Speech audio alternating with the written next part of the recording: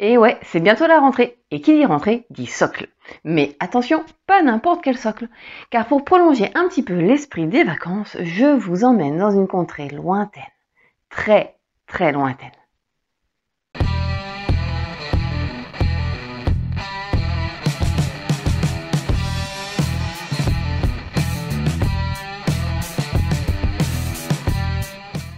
Bonjour à tous, j'espère que vous allez bien, que vous avez passé de bonnes vacances et que vous êtes en forme pour affronter la rentrée. Alors aujourd'hui, on va donc se retrouver pour une vidéo socle que je vais réaliser avec un des kits de soclage de chez Green Stuff World.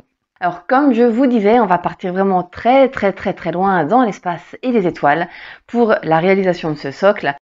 Et pour une fois, j'ai vraiment réalisé ce socle au feeling sans rien prévoir du tout à l'avance et je peux vous garantir que je me suis vraiment amusée comme une petite folle. Allez, c'est parti! Alors je vais commencer par monter la structure de mon socle et pour cela je vais venir fixer un bâtonnet en bois d'une quinzaine de centimètres sur mon socle. Et pour ce faire, je vais donc percer un trou à la perceuse en plein centre de mon socle.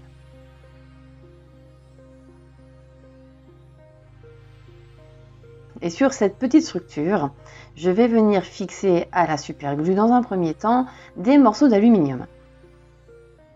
Alors, la superglue, elle va pas vraiment maintenir ma structure dans la durée. Elle est vraiment là pour m'apporter un petit peu de tac au moment où j'assemble en fait mes différentes parties. Je viendrai par ajout successif de matière solidifier l'ensemble sans avoir besoin de ma colle.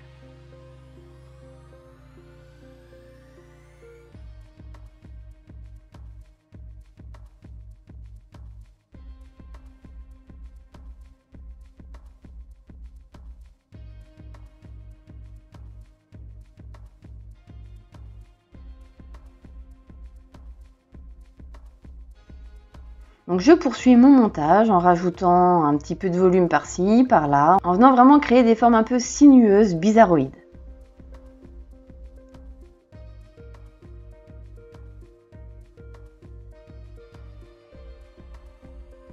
Et une fois que la forme me convient, je vais recouvrir le tout de feuilles de papier d'aluminium.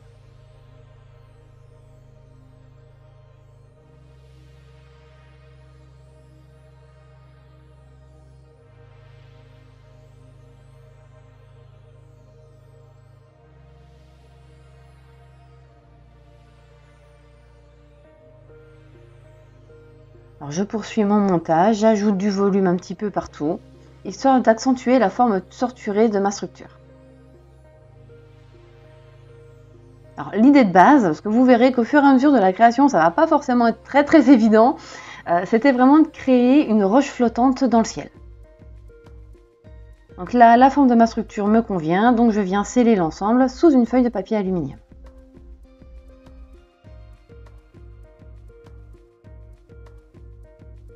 Je répète l'opération pour la base de mon socle. Et je viens lisser l'ensemble avec un outil rond, histoire de bien tout faire adhérer ensemble. Comme vous voyez, pour l'étape finale, il n'y a vraiment pas besoin de colle. Alors, maintenant que ma structure est prête, c'est bien joli, mais c'est vrai que sur le papier alu, il n'y a pas grand-chose qui adhère. Donc, je vais venir préparer un mélange de plâtre et de sable, avec vraiment une très grosse proportion de sable, histoire d'avoir quelque chose de très granuleux, qui me permettra par la suite de faire adhérer absolument tout ce que je veux. Et là, vous allez me dire, ouais, mais attends, dans ton kit de soclage, il y a des textures, pourquoi tu ne sers pas des textures? Bah, tout simplement parce qu'en fait, on le verra plus tard dans la vidéo, elles ont une granulométrie vraiment très fine, très jolie d'ailleurs. Et je voulais vraiment quelque chose de plus brut, de plus grossier, histoire que, comme je vous le disais, bah, en fait, tout le reste vienne bien adhérer par-dessus.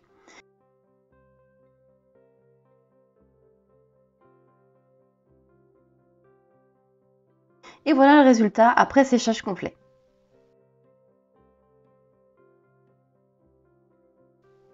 Donc, je vais ajouter un petit peu de détail à cette structure et je vais venir créer des fausses roches. Et pour cela, je vais le faire avec de la Green Stuff. Je mélange ma pâte bicomposant et je viens créer plein de petites boules, de petits boudins de taille et de formes diverses que je vais venir appliquer sur mon socle. Et pour les faire ressembler à des cailloux, rien de mieux que de vraies pierres pour les texturer. Donc j'applique sur mon socle et je viens donc imprimer mes différentes pierres dessus. Ça permet d'avoir une texture rapide et assez réaliste.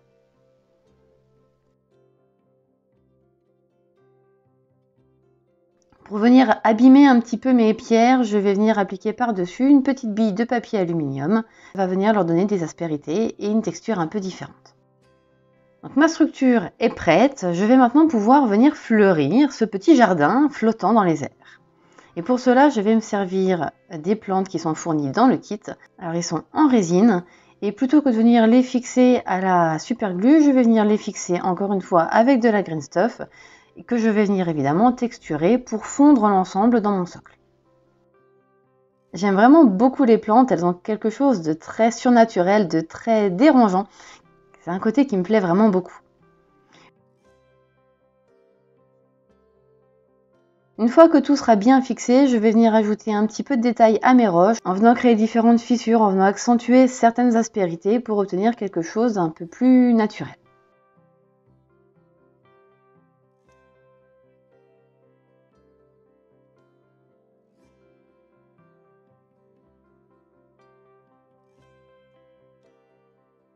Une fois que tout sera bien sec et sous-couché, je vais pouvoir m'attaquer à la peinture.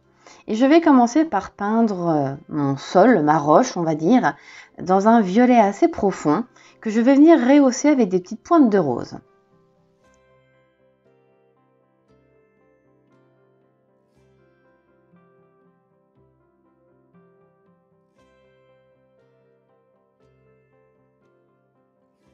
Et sur les parties les plus foncées, je vais venir appliquer un brossage à sec de mauve assez clair. Et ça va vraiment mettre en valeur tout le relief.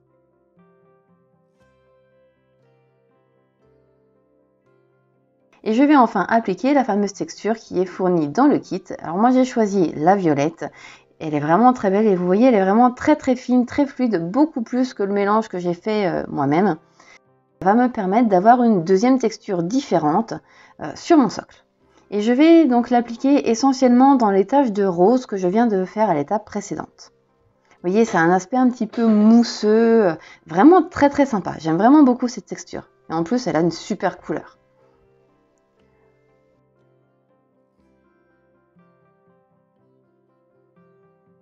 Pour rehausser un petit peu l'ensemble, je vais sur cette texture appliquer là aussi un brossage à sec dans une teinte différente.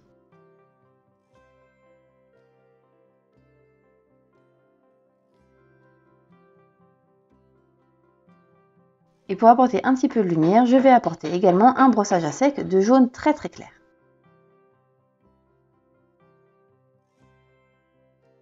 Je vais maintenant pouvoir peindre mes rochers dans un bleu-gris assez clair.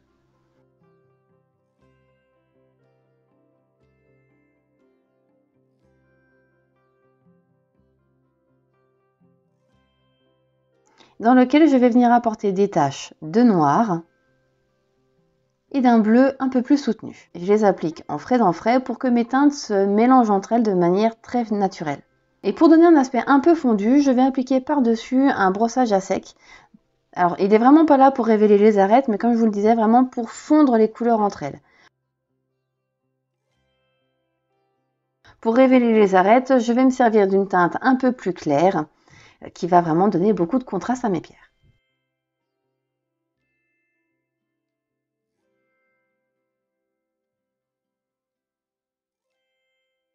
Et pour apporter une note un petit peu désaturée à ces pierres, je vais venir appliquer par-dessus de l'encre blanche. Donc, comme vous voyez, je l'applique vraiment en toutes petites touches, en petits pointillés.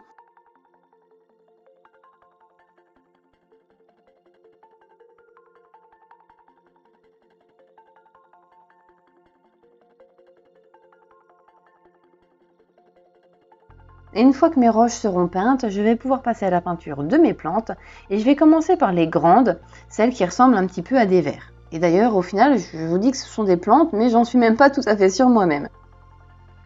Donc je vais commencer par le tronc, dirons-nous, dans une teinte chair légèrement rosée, dans lequel, toujours en frais, je vais venir ajouter du vert pour obtenir une teinte un petit peu maladive. Dans le corps de ces plantes, on trouve aussi des espèces de petits bubons, sûrement des bourgeons. Et eux, je vais venir les peindre dans une teinte orangée. Et je vais les peindre également en frais en frais, c'est-à-dire que j'attends pas que la teinte du corps principal soit sèche, je viens l'appliquer directement. Ça va permettre qu'elle se diffuse dans le reste pour vraiment créer un dégradé très très doux. Et quand ce sera bien sec, par-dessus, je vais venir tamponner avec une vieille brosse de l'encre rose. Donc ça va renforcer le côté un peu chair malade de l'ensemble. Donc je prends mon encre avec ma brosse, je la ressuie comme si je voulais venir faire un brossage à sec et je tamponne ensuite sur la surface de ma plante. Évidemment, je vais venir rehausser toutes les arêtes pour apporter de la lumière et définir tout le volume.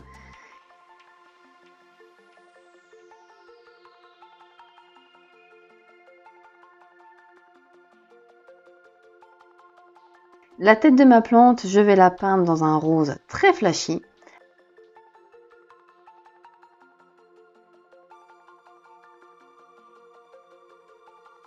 Avant de venir par-dessus tapoter du jaune lui aussi très flashy.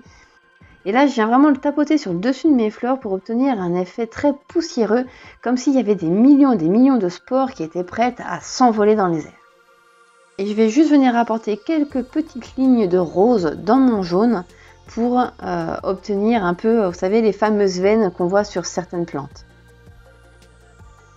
Avec le même jaune, je vais venir apporter un peu plus de lumière sur les zones que j'ai déjà brossées en jaune tout à l'heure. Ça va permettre d'avoir quelque chose encore plus lumineux, de plus flashy en fait. Ça fait un petit peu des algues bioluminescentes et j'aime vraiment beaucoup le rendu. C'est vrai qu'avec le violet tout autour, ça ressort particulièrement bien. Et toujours avec le même jaune, je vais venir retravailler tous mes petits bubons dans lesquels je vais vraiment dessiner plein de petits points pour là encore faire cet effet de sport.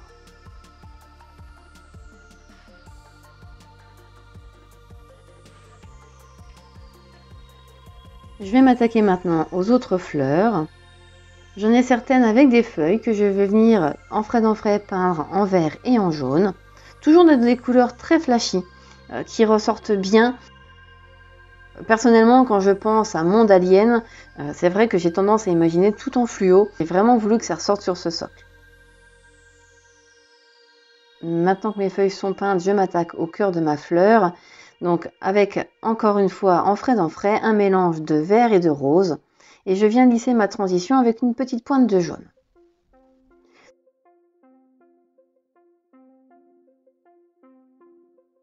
Il ne me reste plus que ces grandes fleurs en coupole à peindre.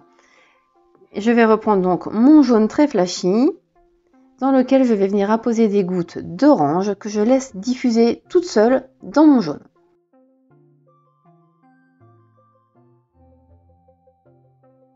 Donc ça va me créer un motif vraiment très sympa que je vais venir rehausser avec différents jaunes de plus en plus clairs.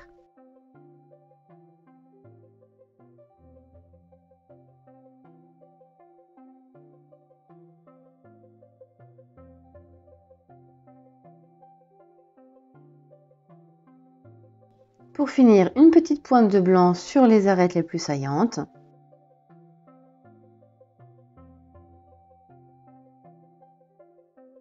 Au sommet de ces petites fleurs, il y a des espèces de petites tentacules très rigolotes que je vais venir peindre tout simplement en rose.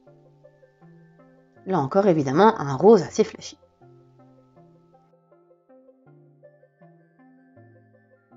Alors, jusqu'à présent, j'aime beaucoup la composition, mais je trouve qu'elle manque un petit peu de folie. Et je vais donc venir apporter un petit côté farfelu à mon socle. Donc, dans un premier temps, je vais commencer par appliquer du pigment orange autour de mes grosses fleurs en coupole pour donner un aspect un petit peu lumineux à ces plantes. Donc, je vais en appliquer tout autour d'elles et sur elles pour vraiment lier le tout.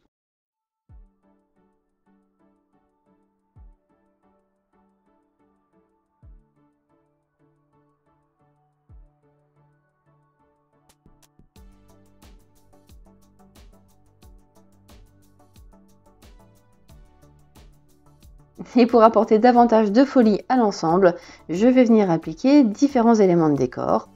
Donc, de l'herbe statique néon. Donc, vous voyez, des brins de différentes teintes, plus clairs, plus foncés, flashy, moins flashy. J'aime vraiment beaucoup cette herbe, elle est très très sympa. Et je vais venir en appliquer un petit peu partout sur mon socle.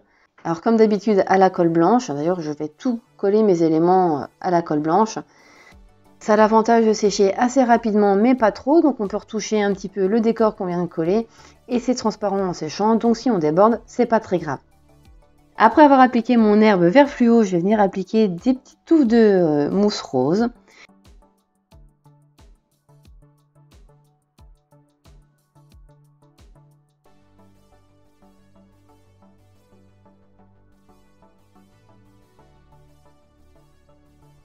Et pour finir, je viendrai appliquer mes petites touffes d'herbe orange fluo. Alors je les aime vraiment beaucoup, elles sont vraiment très chouettes, la couleur est très sympa et elles ont vraiment ce petit grain de folie qui manquait au socle.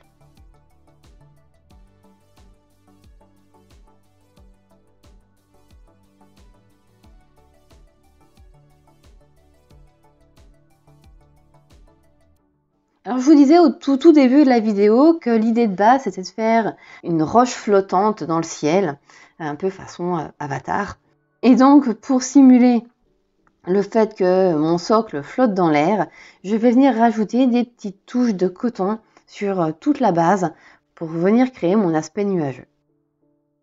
Et voilà, ce tout petit socle est terminé. Alors je crois que vous l'aurez compris, je l'aime vraiment beaucoup, il est très flashy, très girly, très décalé. En fait, il me ressemble beaucoup ce socle. Je le trouve à la fois magnifique et bizarre et un peu dérangeant. Il a vraiment quelque chose qui me plaît vraiment beaucoup. Et je suis très contente en fait d'avoir laissé libre cours à mon imagination sans n'avoir rien planifié. Ça me change un petit peu et ça fait beaucoup de bien.